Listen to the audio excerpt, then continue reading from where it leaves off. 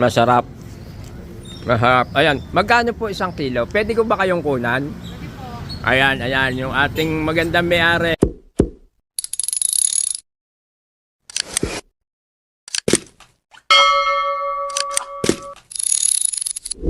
Isang masarap na pagpunta rito. Ayan, may nagtitinda ng lechon. Actually, bumili na ako eh. Ayan, oh, tsura pa lang ng sarsa. Masarap na, oh. Pwede mong tikman doon. Ayun. Pwede mo ba tikman kapraso? Ito na lang. Kukuha akong kapraso. Ayan. Masarap. Masarap. Ayan. Magkano po isang kilo? Pwede ko ba kayong kunan? Ayan, ayan. Yung ating magandang may-ari. Magkano? Si ate, si tita. Magkano po isang kilo? 1,000 po, sir. 1,000. Pero nakakabili ba ng katulad ko? Konti lang. Magkano 1/4 po? Ayan, 250. Anong araw po kayo nagtitinda rito? Every Sunday po, sir. Every Sunday, regular? Opo. Basta pagka may simba, pag Sunday. Pagka may okasyon. Ayun. Pag may okasyon po, kahit hindi po Sunday, nagtitinda po. Ngayon, ate, ano nga po name nyo? Maika po. Si ate Maika. Maganda sa Marilao. Ayan. At si ate Aisa po. Aisa. Ate Maika, shout out ka nga. Shout out po sa lahat. Sa Eat Pilipinas. Apo.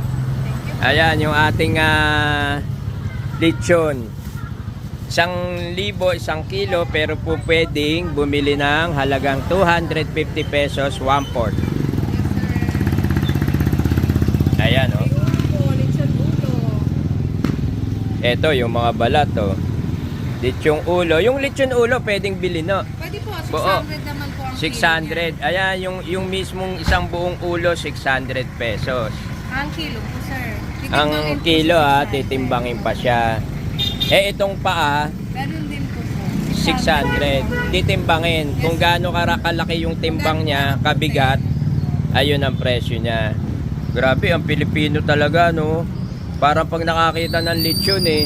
Yung aking mga kasama, bago pumasok na simbahan, nagbilin agad, eh. Bili raw ng lechon, eh. Kasi tradisyon na sa ugaling Pilipino.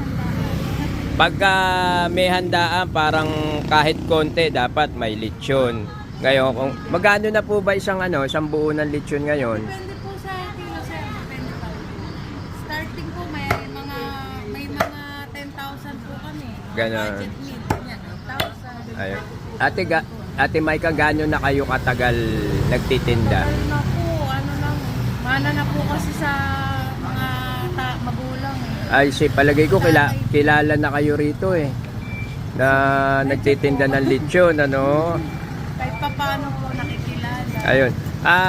Sa lahat ng mga taga Marilao, Bulacan, dito sa Poblacion 2, kahit hindi taga Poblacion, taga ibang bayan, yung mga taga Town and Country, kung gusto nyo ng lechon every Sunday, pagka kayo'y nagsisimba, eto, nasa tapat lang ng simbahan ng St. Michael to. At the same time, pwede naman kayo magpa-reserve na, di ba? Tapos magsimba kayo, balikan nyo na lang. Ayan, si Ate Maika, yung ating may-ari mismo. Ate Maika, salamat sa pagpapaunlak. Eat Pilipinas. Yes po. Thank you, thank you.